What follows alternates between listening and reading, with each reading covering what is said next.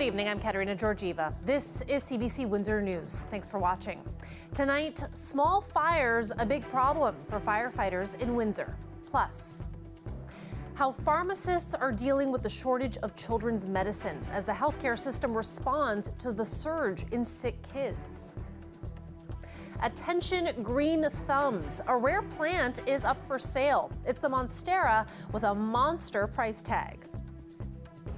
And a local student with cerebral palsy wants to shoot his shot. He's got an idea for a wheelchair basketball video game, and he's sure it's a surefire win. We begin with a fire in the woods at Memorial Park. Firefighters responded last night, and while it wasn't a big fire, it's something that's been plaguing the fire service lately. Dale Molnar has more now on the open burning that's keeping fire officials busy. And you go back in that way, there's other fires that were done previously. Tim Leach lives on Ypres across from Memorial Park. Last night around 8:30, he spotted a fire here in the woods. Firefighters came and put it out. They were back this morning putting out smoldering logs. Leach says there have been several of these types of fires over the past year. So whether it's kids or homeless people or who it is, we're not entirely sure, but it has happened in the Memorial Park here in this wooded area. It's not just happening here. Firefighters have been dealing with numerous open fires in an area off Grand Maris behind a strip mall on Dougal and behind the Roundhouse Centre. There's even a large fire pit dug along the hillside by the expressway near the CN rail tracks. Usually we're just finding open burn pits and they're burning wood and whatnot. A lot of time it's private property, so they're actually trespassing on that property. We've had a few where they actually have had their open burn pits and the fire is transferred into the grasslands and or the trees. It's also a concern for firefighters because it takes them away from other major emergencies. When we're out dealing with a nuisance open burn, if something, a real situation, a car accident, a heart attack victim, any other situation happens, we're not where we have to be. Do you suspect it's homeless people living back there that might be causing some of this? There definitely is some element of homeless people doing it. I would like to see more city patrol. I would like to see more of the social services addressing the needs of the homeless and the youth so that they're not out, using drugs and getting into trouble. And I would like to see, if necessary, more lighting and possibly even cameras in the area. Managers with Housing Administration and Development Services can't say whether people experiencing homelessness are causing the fires, but they say they do have a strategy to deal with encampments and are working with outreach workers through Family Services Windsor Essex to find shelter for people they find living outdoors. They say at least one person was living outside the back of the Roundhouse Centre recently. Ward 4 Councillor-elect Mark McKenzie says he has spoken to administration about last night's fire, and he says he's going to be working out a plan for better enforcement with Windsor Police. Dale Molnar, CBC News, Windsor. We told you last night about the surge in sick kids across Canada. Here in Windsor, the pediatric unit is operating at 120% capacity here in Windsor. It's happening at the same time as children's medicine is running low. The chair of Ontario's Pharmacist Association is based in Windsor, Essex. He says it's been difficult for his clients. There's a lot of options out there. I just try to tell people, don't stockpile. Your child may need it, but other children do also. So if you get a chance to run into some, don't go buy 12. And on top of it, talk to the pharmacist. There's lots of things. There may be another alternative for a pain med that we can use. There may be something we can do. We'll give you some directions on how you can take meds you even have in your house. But at the same point, I don't want people just saying, oh, my 4-year-old, I'll just give him a regular strength. The doses are based on weight. So it's really just a question of, if you're not sure, call your local pharmacist. It's probably going to be a couple-minute conversation. We can give you the information you need, and we can make sure that everybody gets taken care of. One GTA hospital says that starting today, it's delaying some elective children's surgeries as emergency departments continue to struggle with the number of children needing treatment for viral illnesses. Lorenda Redekop has the story of one family whose surgery for their son with autism was called off for today. 4-year-old Sawyer was supposed to have his tonsils and adenoids out this morning at Lakeridge Health in Oshawa. I've prepped for 2 weeks, doing everything I can to make sure that my family can get through this, and for us to show up there after not sleeping all night, listening to my child cry and cry, we're devastated. His mom even threw a goodbye party for his tonsils to get him ready for the required fasting before surgery. She says he has obstructive sleep apnea. This surgery is supposed to help. When he is sick, I have to sit by his bedside and listen to him to make sure he's breathing.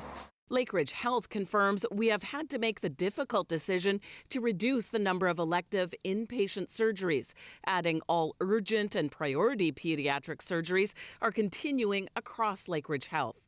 This is in place from today until December 10th, with teams working to reschedule for families. Across the province, children's hospitals are dealing with a high number of young patients with respiratory illnesses. In the pediatric world, with the respiratory viruses right now, it's a crisis. RSV and influenza have started very early, and we have the rest of the winter where this typically peaks. So I think it's only going to get worse before it gets better. The latest Ontario pediatric ICU numbers show hospitals are operating above capacity. We're over capacity by 10%, which means that patients are likely being cared for in unconventional spaces. And these are children, these aren't adults. And the trajectory is also concerning that 5 days ago, we were at 80% capacity.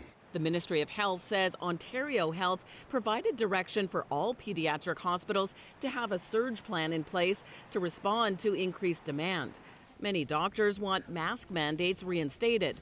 Hospitals also warn people that emergency departments are only for the sickest patients, not for treating a simple cold or flu.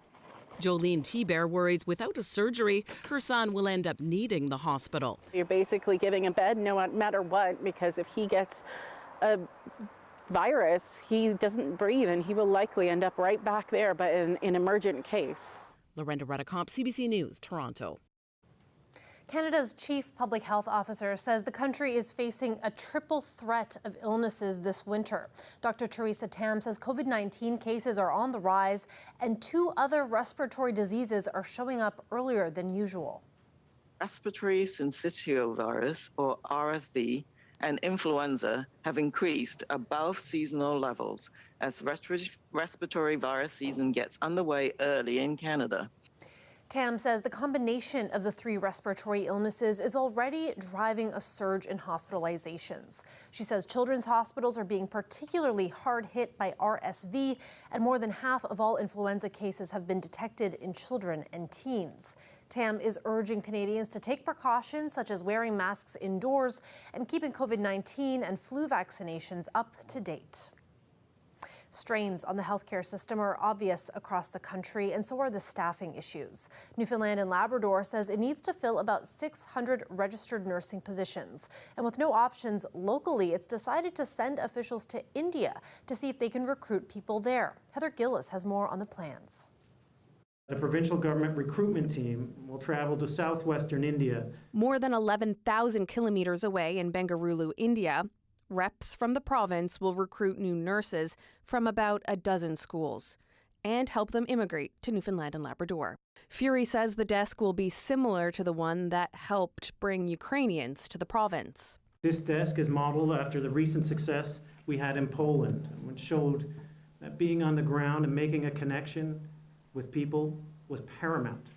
Immigration Minister Jerry Burns says Bengaluru, India has a healthcare education campus. Burns says nursing programs there are taught in English and similar to ones in this province. This is an extremely compatible fit. Burns says an advanced team will head to India this month for 3 weeks, and it'll include representatives from his department and the College of Registered Nurses. The college will ensure the new nurses meet all requirements to get licensed to work. I'm really happy to be a part of it. Rahul Garajapan is one of the people who will be recruiting. He's from India and is a registered nurse. He also studied in the same region where the province will be recruiting. With my experience, especially the 4 years I lived here and the connections still I have there, I can certainly guide them to the appropriate place to choose the right people to come over here. Immigration Minister Jerry Burns says it'll cost $40,000 to $50,000 a month to have the recruitment team in India. He says their official mission will start early in the new year. But in the meantime, politicians didn't say how many nurses they're hoping to recruit or when they'll get here on the ground, ready to work. Heather Gillis, CBC News, St. John's.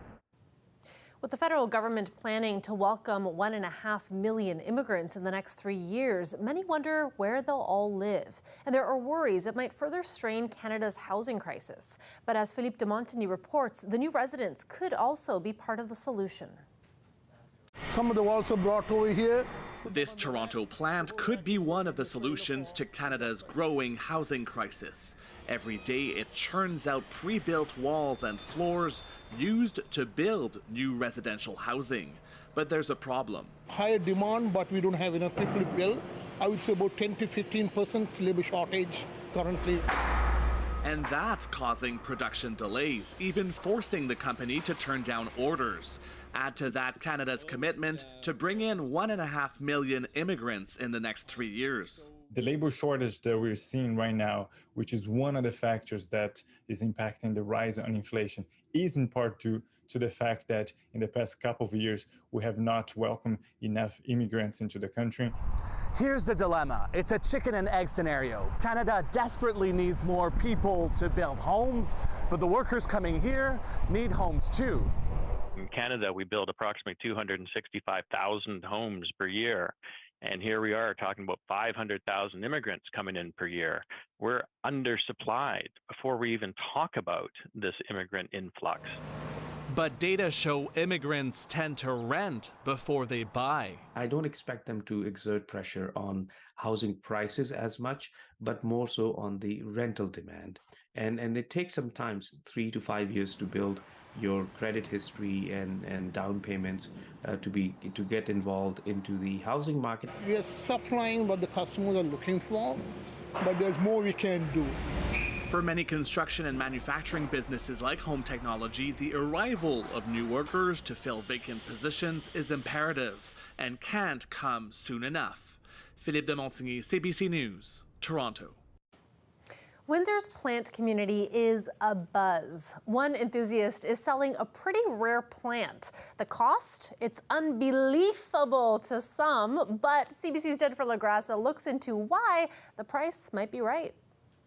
And I was thinking in my head, I would never do this. It was peak pandemic, and just like everyone else, Ardell Goff discovered a new hobby: plants.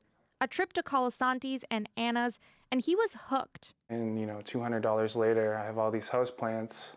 And then after a few trips, I have like 60 houseplants. My apartment's a jungle. But then he came across the Monstera albo. It has a specific mutation, one that creates white spots. It's from a lack of chlorophyll. It's highly coveted in the plant community, mostly because it doesn't grow from a seed. You need a clipping of it. And instead of growing like 60 plants, I was like, maybe I'll just focus on like 3 or 4 plants. And it seemed, from what I learned, was that the Monstera albo is kind of the crown jewel of rare plants. So he spent a couple $100 for a clipping. It shipped from Toronto last summer, but it was a bit of a gamble. Sometimes these plants can revert back to being green, but not this one. A little over a year later, the perfect soil, temperature, grow lights, and that one leaf has grown into 16. With a newborn, Goff has less time to care for the plant. It's up on Facebook Marketplace for $2,000. I get a lot of messages saying like, is that a mistake? Or there's no way you can justify that. I'm going to show you the plant. It's a really, really pretty plant. Given how rare these plants are and how difficult they are to grow, this former Colasanti plant expert says it's priced just right. Most people's first reaction is, "Whoa, that's way too much." That's 2 or 3 months' rent. That's a lot of money. But then most people seem to kind of stop, think about how hard it is to find and grow and take care of and all that, and then kind of go, yeah, that makes sense. I think it's a perfectly fair price. I don't know if anybody will buy it here. But Goff says he already has some offers. He's just looking for the perfect home. Jennifer LaGrassa, CBC News, Windsor. Let's take a live look outside. There tomorrow, the beautiful weather that we've been having is going to shift, and we're going to get some periods of rain in the forecast. But Colette Kennedy will have your weather right after the break. Stay with us.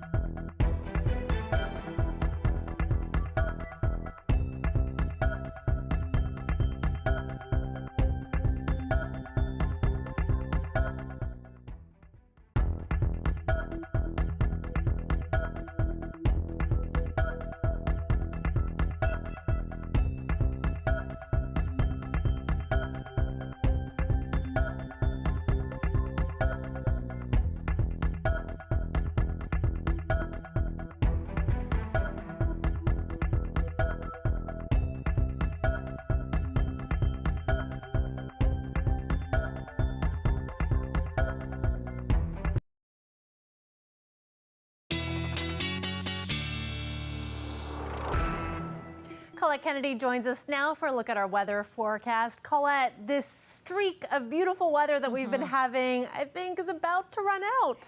Yeah, it is about to run out, and we have really kind of dramatic changes coming in our weather conditions.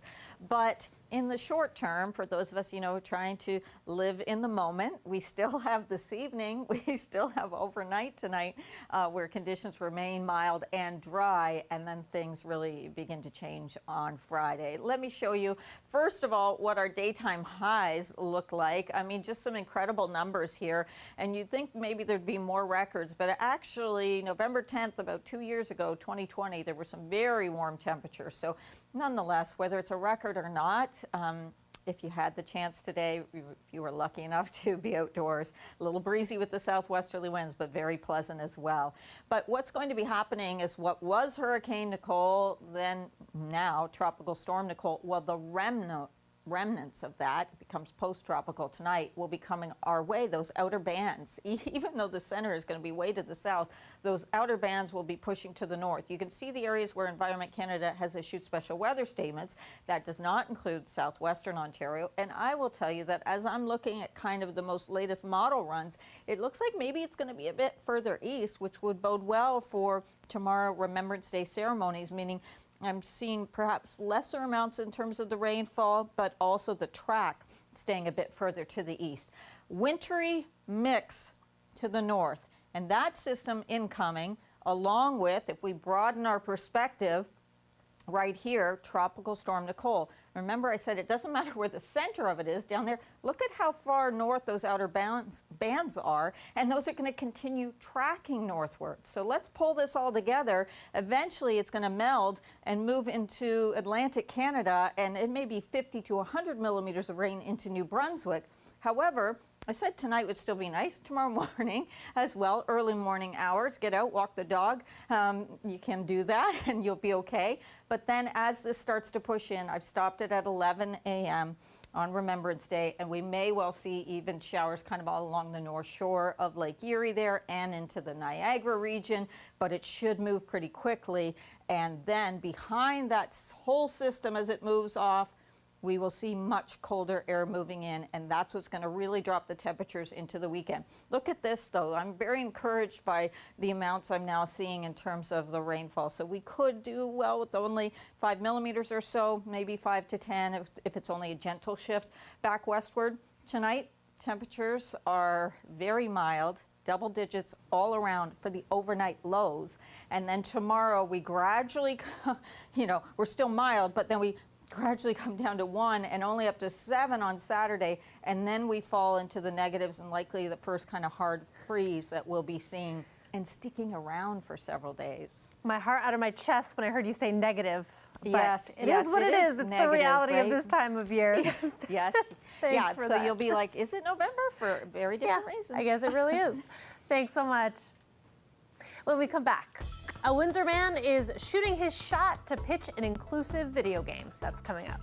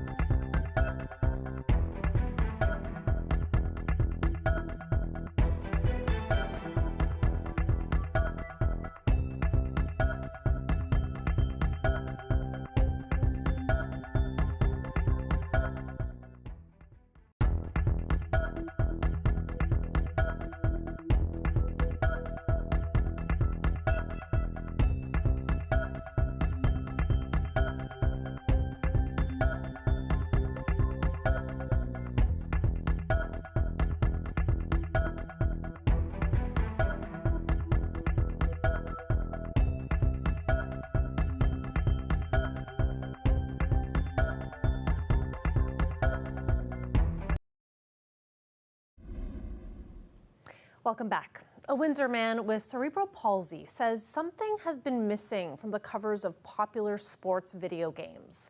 Disabled athletes. Mohammed Nadi says video game companies need to wake up and be more inclusive when it comes to who they're representing in their games. And now he wants the chance to pitch his idea for a wheelchair basketball game. Could you imagine one day if there was a wheelchair basketball game, like video game, and my gears in my head started turning? I was like, what can I do to make this happen? That's my goal. I plan to make history and make the first ever wheelchair basketball video game. Mo has a new idea every other week, I want to say, and that's not a bad thing. He's always trying to come up with different ways that he can raise awareness about people with disabilities across the board, not just similar disabilities like himself. It always seems to be the disabled individuals that are left out or used less frequently, and I don't understand why. And I think that it's time with this game that people at least open their eyes to how much potential disabled individuals have in this field.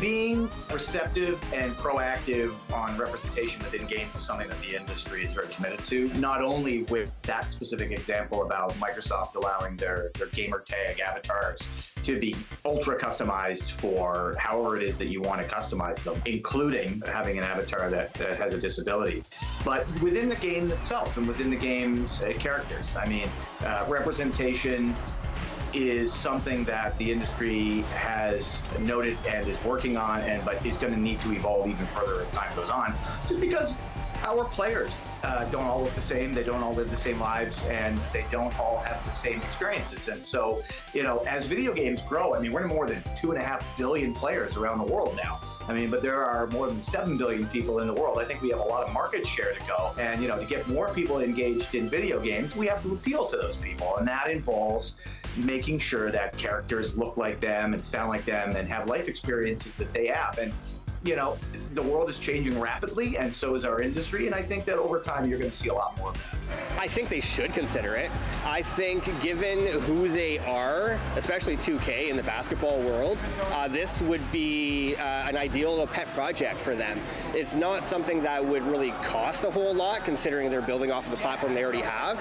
It would just be some reshooting with some wheelchairs, really. I have not seen a cover that has a Paralympic athlete on it.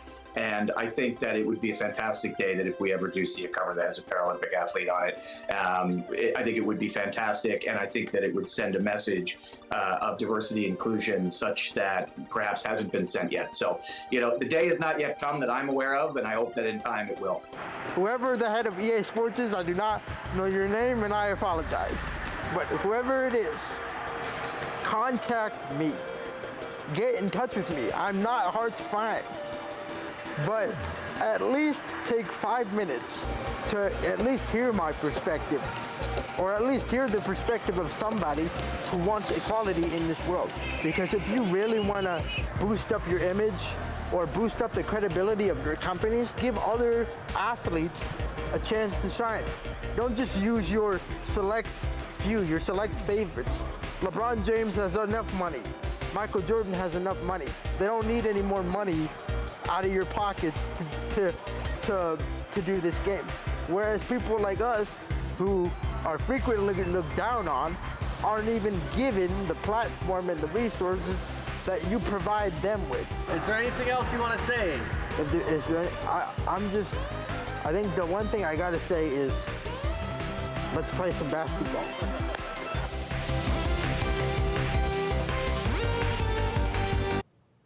I love Mohammed's passion and I love his idea. That's so awesome. Now, before we go, we do want to let you know about the city's plans to mark Remembrance Day tomorrow. Tomorrow at 11, the City of Windsor will host a ceremony at the Cenotaph, and they're welcoming people to City Hall Square, and it's open to anyone who would like to attend, and it will also be aired live on the city's Facebook page. And we, of course, at CBC Windsor News will have coverage of Remembrance Day as well, both on our website and tomorrow night at 6. And for news anytime, go to our website, cbc.ca/Windsor. Thanks so much for watching and have a great night.